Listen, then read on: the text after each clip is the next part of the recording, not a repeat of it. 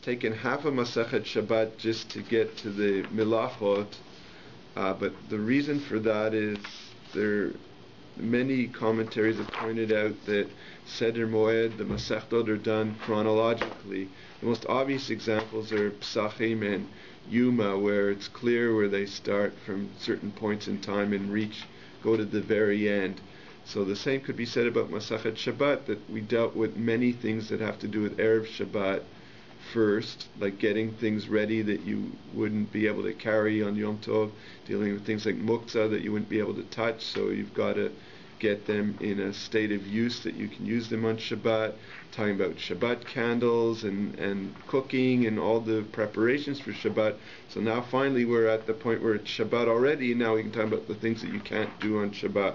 So in the last Mishnah that we just learned yesterday, we got a list of the 39 Melachot Shabbat, which are the Avot, which correspond to 39 acts of preparation of the Mishkan. In other words, during the construction of the Mishkan, these 39 acts would have been prevalent. Now, ironically, the Tana has chosen to present them in the Mishnah under certain themes. So, although the melachot that he's listing have to do with preparing the dyes for the Mishkan and deal more with baking, he's given deal more with cooking.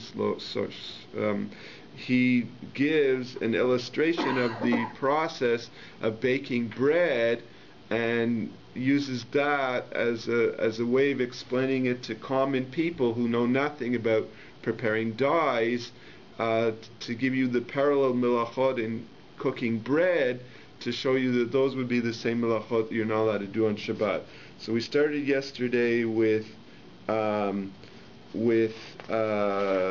first three, which were zoreah, sowing, plowing, reaping, and gathering together, and threshing. So now we're going to learn the ones that are past that stage in terms of food preparation for bread. So we're at the very bottom of Ayin Gimel and Beth. So we said Hazoreh, Borer, Atochen, and Meraket. So we give the next four: winnowing, selecting, grinding, and sifting. So the Gemara wants to understand, I don't understand you. Hainu Zoreh, Hainu Borer, Hainu Meraket. These are all the same sort of activity. In other words, all of these are done to separate food from food, essentially, to allow you to essentially remove the edible food from the inedible waste product of the food. So these are all different ways of describing how to do that, but it's all the same purpose. So why would they be considered to be different avot when essentially they're serving the same purpose?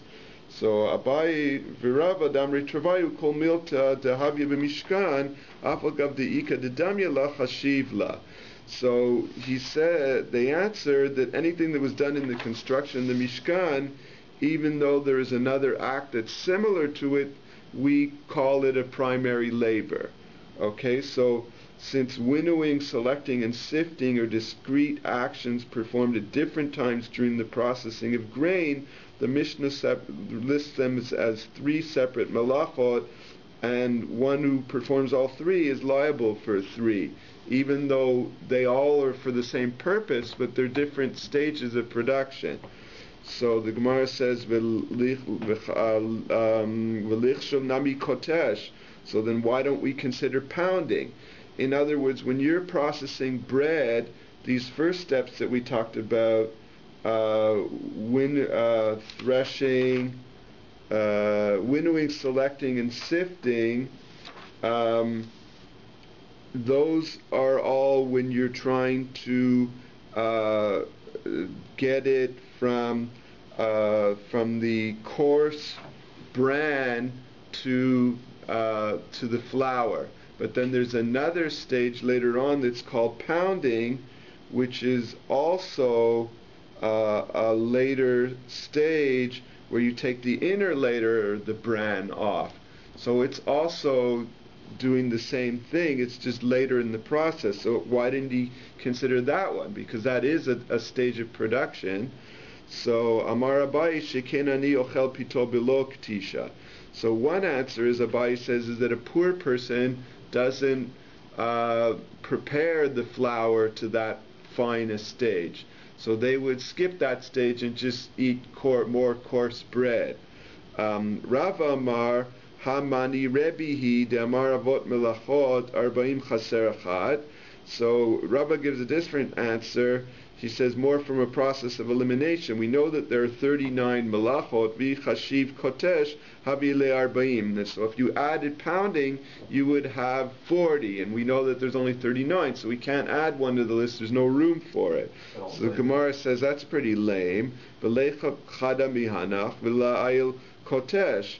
So why don't we take out one of these types of selecting and put in pounding? Like you used 3 different stages to describe selecting, so why don't you just take out one of those, and instead of having 3 for the first process of removing the bran and not having 1 for the second process, make it 2 for the first process and bring in this process. So you'd still be describing the process as 3 stages, and you'd include pounding, which is more relevant than one of the other ones that you listed.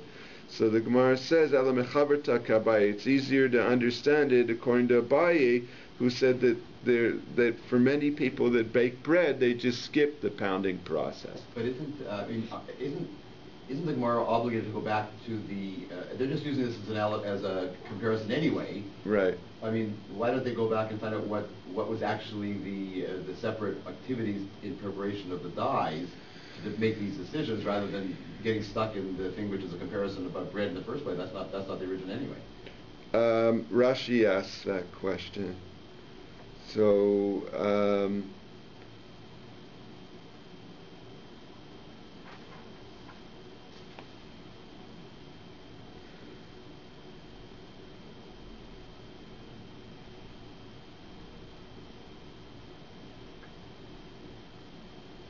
he says we did do pounding in the construction of the Mishkan, and it would have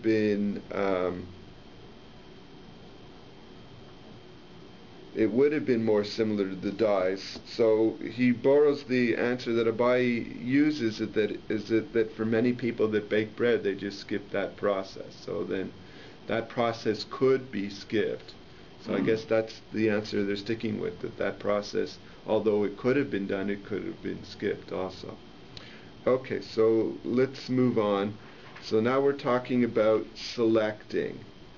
So we call this borer, and I think we know the answer to the dilemma that the Gemara is going to give, but they're going to get there, as the Gemara always does, slowly. Okay, so they're going to go through eliminating every other possibility, explaining it until they get to the obvious explanation, which is the one that we're familiar with.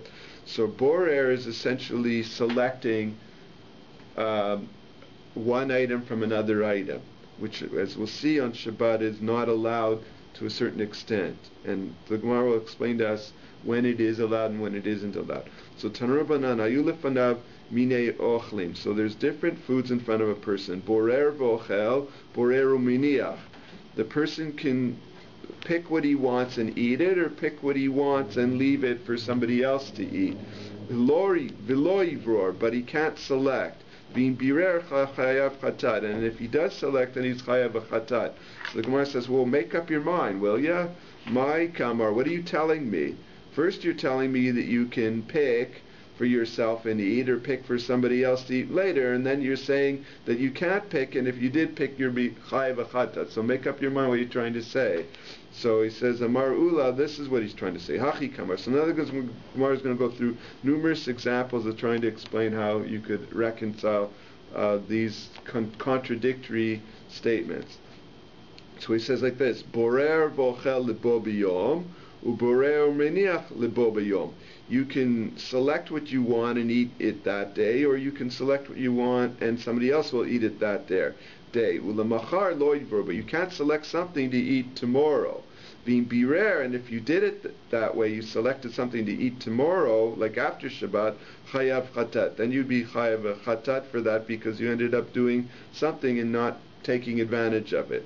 So the Gemara asks right away, Matkif la Rav Chisda, v'chi mutar le'efot lebo b'yom, v'chi mutar le'vashel lebo b'yom. I don't understand. The basic thing we're trying to explain here is that borer, selecting, is asur. So why would we be telling you that you can select as long as it's for Shabbat, but you can't select if it's not for Shabbat? So then you're going to tell me that for the other melachot, like cooking or baking, that you're allowed to do it as long as it's for Shabbat, and if you're not allowed to do it if it's not for Shabbat? Like, are you trying to tell me that the melachot are only permitted if you do them for Shabbat, but they're forbidden if they're not done for Shabbat? Then that would apply to all the others as well. That makes absolutely no sense, right? So that can't be the explanation. Ela marav chizda borer vochel pachot mikishir, por borer uminiach pachot mikishir. It means that he could select less than the shiur, or for himself or for someone else. Ukashir lo yivor, but he can't select the shiur, which is kotevet, Rashi says. V'im birer chayav chatat, and if he did, he'd chayav chatat.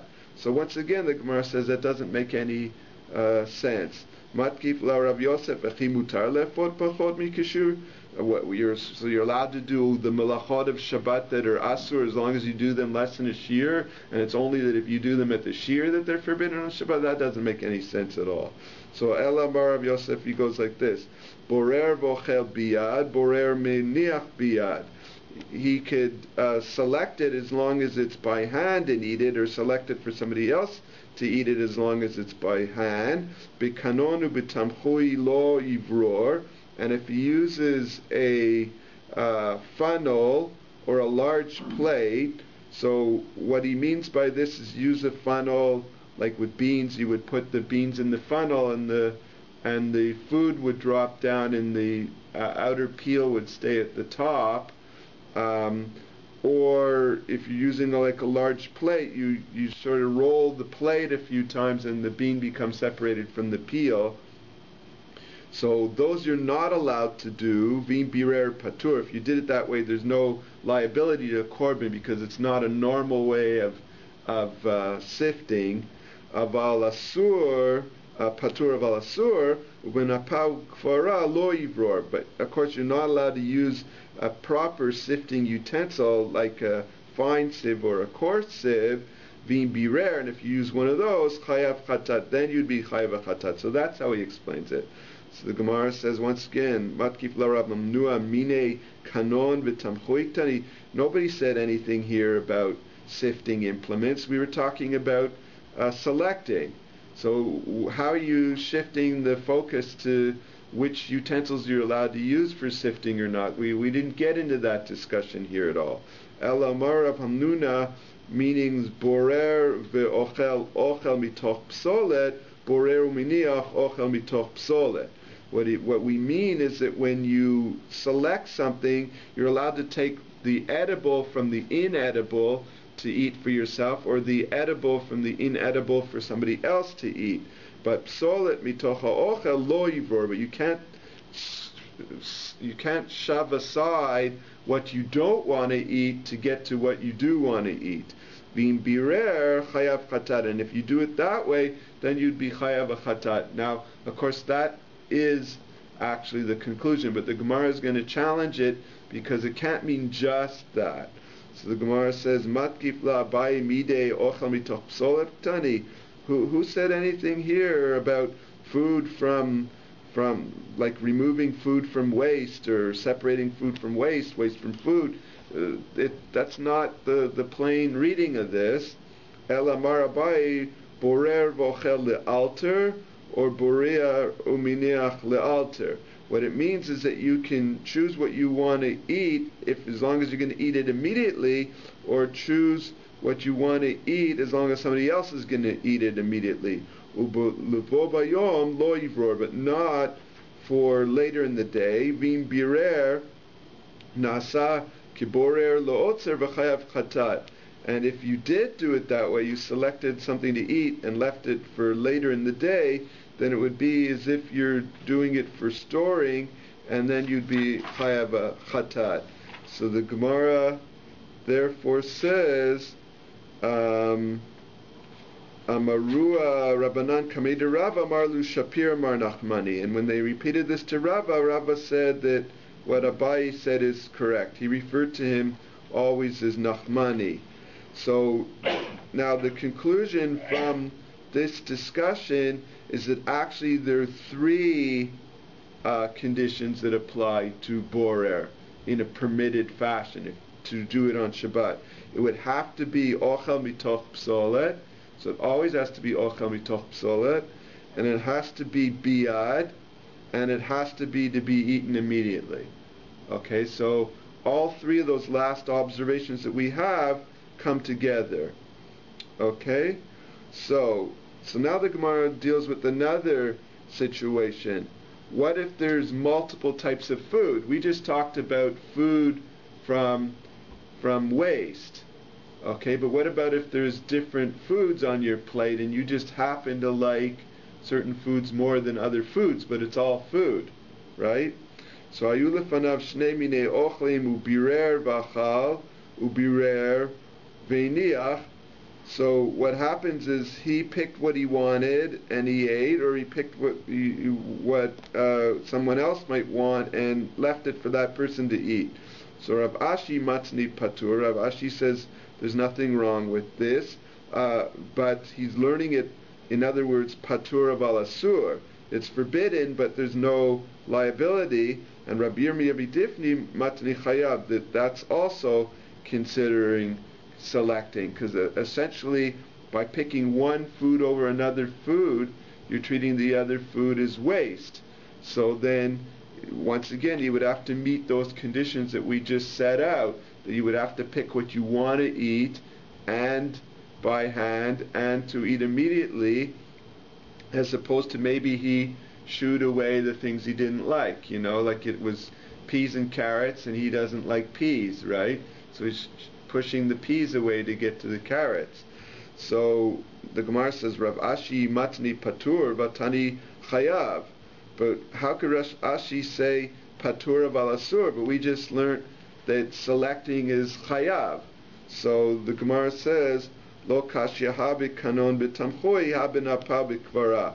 So the Gemara goes back to what one of the answers was a little earlier, and says that that's simple, where we're talking about that it's patur of al asur is where he was using a sieve or a large plate to separate like the shells of the beans from the beans. And the other where we said it's asur is where he was using a sieve, either a fine sieve or a coarse sieve, and that's completely forbidden. Okay, so at least we understand now that what this is referring to. Now, it must be that they're talking about when you have the beans, and we're calling that two types of food, that that you could actually eat both the peel and the bean if you really wanted to. Other explanations are here that we were really talking about two types of food, like I said, peas and carrots. So they're both edible, but this person doesn't like peas, so to him peas are inedible, right? Although to other people peas are edible. It's a little bit confusing, this little piece, how it fit exactly with what we just learned. So the Gemara gives another example. Kiyata Rav Dimi Amar Shabta de Rav Bibi Havai. They used to, in the yeshiva there, each person, Rav in the yeshiva would host the students on a different Shabbat. Aviklu Rabbi Ami, Rabbi Asi, and Rabbi Ami and Rabbi Asi were at Rabbi Bibi's house. Shada Kamayo Kilkala de Pere. So he poured a basket of fruit in front of everybody, and he hadn't separated the fruits into different categories, and he hadn't pulled, say, the green leafy part away from the fruit. And I wasn't sure why the fruit wasn't just presented as fruit on the table. So I'm not sure whether he held that he shouldn't be separating the fruit from the leafy stem of the fruit. You know, like say for most fruits it would be like that. Or maybe he was just trying to put out as much fruit so that each person should pick what they wanted. So they weren't sure why he did it that way. Chizkiah Amar, obviously, if he had decided that he just wanted to put out apples, he would have been able to pick out all the apples and remove the apples from the stems and put them on the table. But it seems more likely that what he wanted is he just wanted each person to pick what they would want to eat. So then by each person picking what they want, although they were all fruit and they were all edible, that would be permitted because each person would just take what they wanted. Chizkiah Amar, ha-borer turmusi mitoch psolet shelahen chayav. That if someone takes lupine beans from their waste, now the lupine bean has a peel on it that isn't normally edible. Most people would not want to eat that. So it's a little bit like, say, snow peas. Like, say, some people like me, I like the shell that the snow peas in, and I eat the whole thing. I find it very crunchy and I like it, right? Or green beans or yellow beans. Most people would eat green beans and yellow beans with the bean inside, and you would never consider that the outside of the bean is garbage, right? But lupine beans are more sticky on the outside, and most people don't like it. So most people would try and separate the bean from the sticky shell that they're in. A little bit like garinim, where most people would not eat the outside of the sunflower seed. You would open it with your teeth and eat the inside, right? So, and that's, by the way, why garinim are permitted, because you're separating it by opening it with your teeth. So it's not a normal way of separating. So we say that someone who separates the lupine beans from their waste is chayev. So the Gemara says, Leima kasavar chizkiah ocha mitoch psolet asur. So are you telling me that you're not even allowed to take food from waste? Because normally what you would do is you would put pressure on the bean so that the part that you want to eat would come out of the gooey stuff that it's enclosed in, and then you would eat it. But we thought that that's permitted. So he says, no, shani turmusim, says shalke le shiva zimni. Lupines are different because they need to be boiled 7 times until you could really remove this skin. The lo shalke le misrach. And if you don't take the edible part out of the shell immediately, then it will spoil. Ukipsolet mitoch ochel dami. So therefore it's considered like removing waste from food rather than food from waste, because you have to really consider that this whole bean, unless it's prepared properly, is really a waste product, because it's not really going to be edible, because it will be putrid if you don't prepare it properly.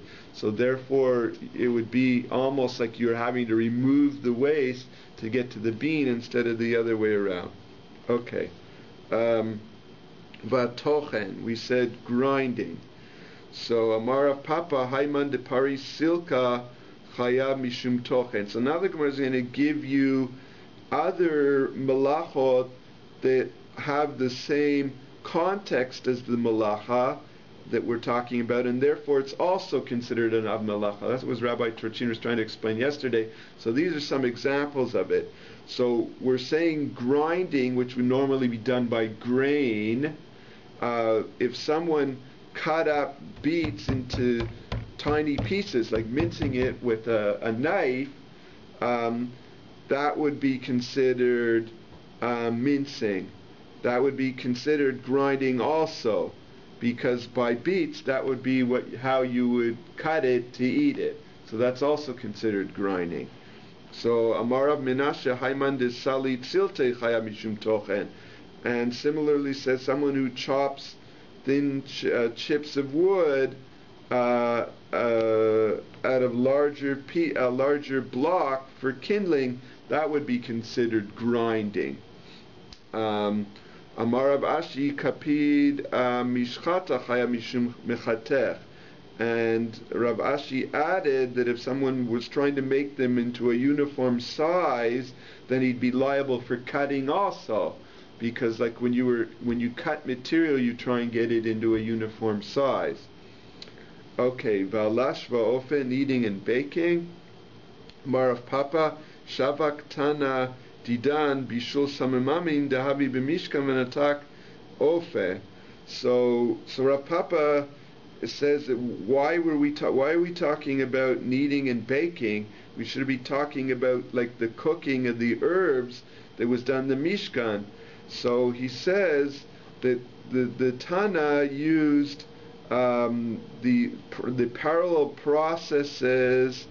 So that's his question. Why are we talking about the process of baking bread, and why didn't we talk all along of the process of preparing dyes? So he answers, Tana Didan Sidur de Pat Nakat. So he answers, the reason he gave the parallel processes in making a bread is because everybody's familiar with baking bread.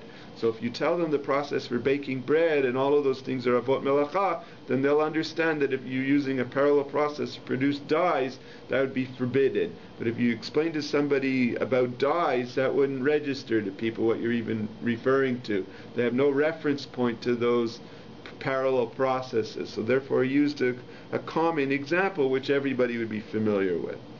Okay, so now we talk about baking. We go on to talk about baking.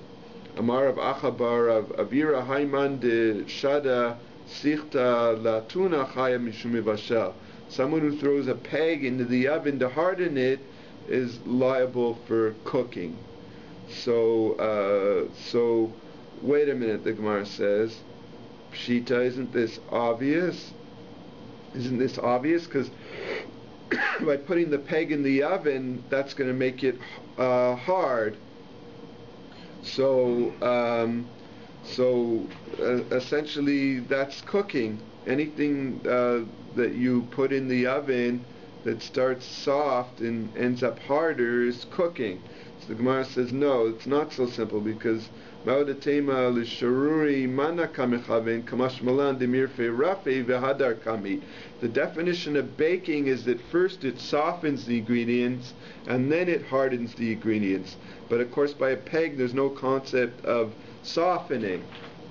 So therefore that you would think that maybe all you're doing when you're putting the peg in the oven is making it stronger and hardening it without softening it, so that wouldn't be a melacha. So he tells you that no, first the peg will soften and then it will harden, just like anything else that's put in an oven. So now he goes on. Amar Rabba bar Avhuna Haiman de Artach Kufra Chayav Mishum Mivashel. Someone who heats pitch and it liquefies it is Chayav Mishum Mivashel. So the Gemara says once again, Pshita, isn't that obvious? So he says no. Ma'odatema Kevan de Hadar V'Kusha Emalo Kamashmalan. Say no, that since later the substance will harden after it gets into a liquid form, that he's not liable. So therefore it tells us that he is liable for the softening, and even though it will harden later on, like any other act of cooking, where essentially it softens and then it becomes, as it processes, it becomes possibly harder. Sometimes it becomes stays soft, but what he's really trying to say is that nonetheless that's the same process, even though it's not exactly the same reaction as you go along. So Amar Rabba Haiman de Abad Chavita Chay Mishum Sheva Chatal. So now the Gemara is going to get into a little bit of trivia, which the Gemara enjoys doing. So someone who makes an earthenware barrel has 7 chatot that he's responsible for. So the art scroll tells us, so that would be grinding, sorting, sifting, kneading, smoothing, kindling, and baking, because that's the entire stage that it would take to make a barrel from mud. And similarly, tanura chaya mishum shmona, and if he made it in an earthenware oven, then he'd have another one by makebe patish, that he's finalizing it into a barrel. Amar Abai hamanda avid chalta chaya v'chadesrei chatot, and someone who makes a large wicker reed basket would be chayav 11 times, and those would be reaping, planting, gathering, selecting, smoothing, grinding, cutting, setting the warp, setting the heddles, because essentially he's weaving the basket, weaving, and then makeh b'patish to turn it into a basket. And furthermore, v'chayte lepume chayav shlosrei chatot, and if he sews up the mouth, then he'd be chayav for sewing and tying also, and he'd make the Guinness Book of Records by doing 13 melachot out of one thing. Okay, very good. So the Gemara goes on, it goes et hatzemer umilabno, someone who shears wool and whitens it. Now these had to do with the curtains that they made for the Mishkan. So Amar Rabba Bar Chanam Rabbi Yochanan hatavet sever shal gabei beima b'Shabbat chayav shalosh chatot. Echad mishum gozez, v'echad mishum menapet, v'echad mishum taba. Now what happens if you spun the wool on the back of the animal while the animal's still alive before you've removed the wool? So then the first opinion says that you'd be chayav for 3 chatot, for shearing, for disentangling, and for spinning. So Rav Kahana says to that immediately, and this is all doing it while it's on the animal. Rav Kahana amar ein derech giziza bekach ven derech menapitz bekach ven derech tavui bekach. Nobody prepares wool while it's still on the animal. That's not a proper way of preparing wool. So the Gemara says below, who says that's not a proper way of making wool? By the Mishkan itself, it says that they did it that way. Ba'tanya mishmei Rab Nechumia shatuf beizim betavui ba'izim al matviya al gabei behema shma tviya.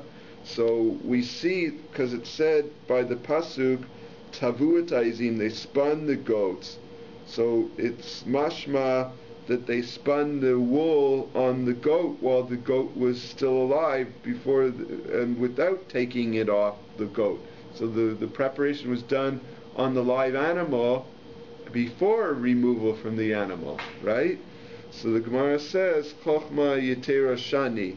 In the Mishkan it says that the women had particular skill, so they were able to do this. But in our day and age, where we don't have that ability, so therefore if somebody did it that way, that wouldn't be considered to be a milacha, because that wouldn't be a normal way of doing it. So today it's only once it's off the animal. Tanura Banan hatolesh et knaf, one who plucks a feather from a bird's wing, vakotmo, and he clips it, vamorto, or he pulls off the hair, chayav shalosh chatot. That would be 3 chatot if you did it that way. Amar Rabbi Shimon ben Lakish, tolesh chayav mishum gozez, and kotem chayav mishum mechatech, and mimaret chayav mishum mimachek. So he says like this, he explains it, for plucking the feather, that would be gozez, shearing. For clipping a feather off the wing, that would be cutting, like using scissors. And mimaret, and pulling the hairs off, would be like smoothing. Okay, so the Gemara goes on, a kosher v'meitir, someone who ties or unties wool. So the Gemara says, wait a minute, Shira b'mishkan hechi avai, where was there tying or untying in the Mishkan that we would say that tying or untying is a forbidden melacha? So Amar Rava sheken koshrim b'yitedot olim, that they needed it sometimes where a strand of the curtain. So the first answer he answers is that they would tie down the curtains, overlap the Mishkan and covered the boards, and then there would be tent pegs on the bottom, and you would tie the bottom of the curtain to the tent peg so that they wouldn't flap in the wind. So the Gemara says that can't be possible. That can't be a malacha, because ahu kosher minat latirhu, because when you tie them to the pegs, they're meant to be untied, obviously, because the Mishkan had to be moved, the curtains had to be removed. So it wasn't like it was knotted so that you could never untie that. So that would be like tying a shoelace, right? So, ela marabai shekin orgei rigot nifseka lahen nima koshrinota. That no, what happens is that if you had a curtain that had a loose thread, then they would tie that thread together by making like a little knot. So that's tying. So Amarle Rava Tiratzta Kosher Matir Maikale Memar. So that explains why they might have to tie something, but why would they untie something? So he says Vechi Tema Deimi Tramile Tre Chute Kitre Badi Adadi Shari Chad Bikatar Chad.